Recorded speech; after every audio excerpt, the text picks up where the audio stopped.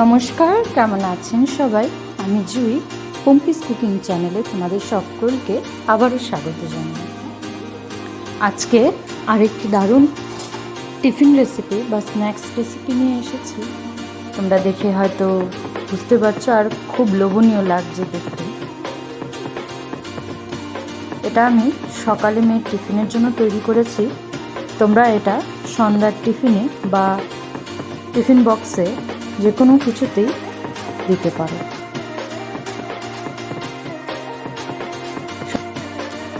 কড়াইটা বসিয়ে দিলাম,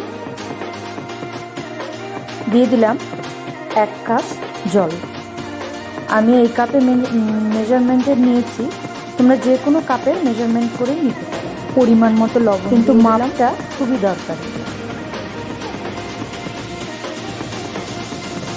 এবার ফুটন্ত গরম জলে 1/2 কাপ সুজি দিয়ে দিলাম। এটাকে এখন মিক্স করে নেব, আর হিটটা কম করে দেব।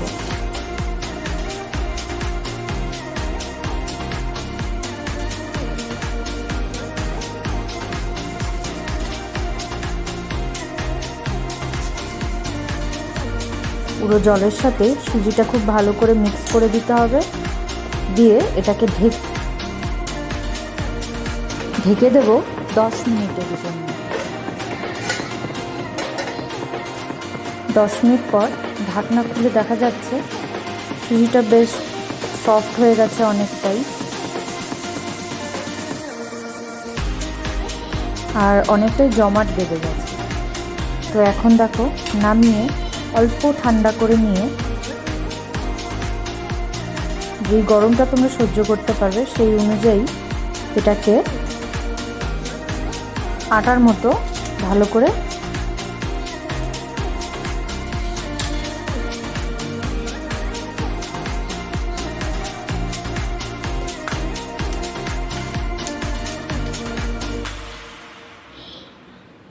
সুজিটাকে একটা ডোর আকারে সুন্দর করে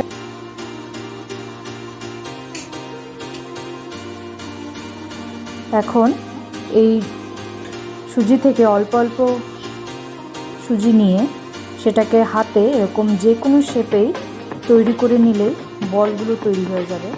আমি বল করে হালকা চ্যাপ্টা মতো করে নিয়েছি। দেখতেই পাচ্ছ কতটা স্মুথ দেখা যাচ্ছে।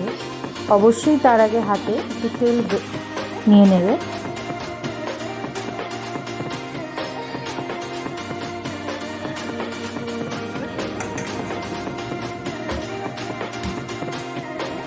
সবগুলো আমার তৈরি করা হয়ে গেছে।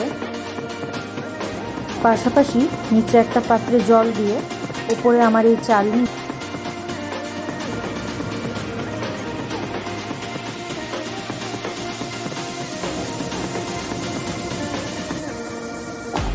সুজির বলগুলো আমার হয়ে গেছে 15 মিনিট স্টিম করা। নামিয়ে নিয়ে দেখো কতটা সফট দেখা যাচ্ছে। খুব গরম আছে।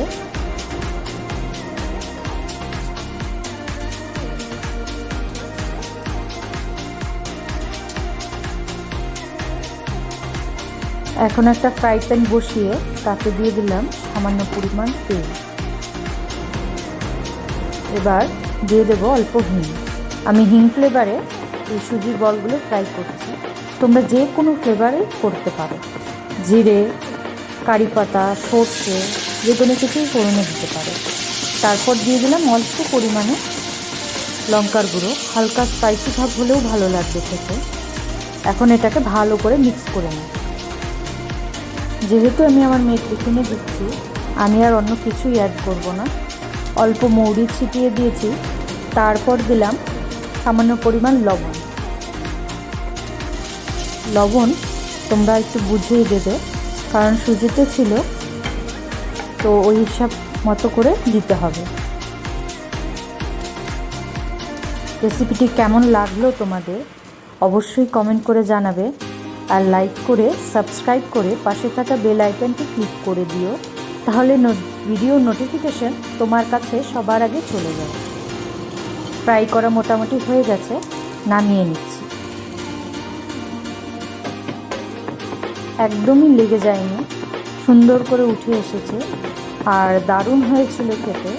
তোমরা এর উপরে একটু ধনেপাতা স্প্রিঙ্কেল করে দিয়েও খেতে পারো, দুর্দান্ত হয় খেতে। সবাই ভালো থাকবেন, সুস্থ থাকবেন। দেখা হচ্ছে পরের আরেকটি ভিডিওতে। ততক্ষণের জন্য নমস্কার।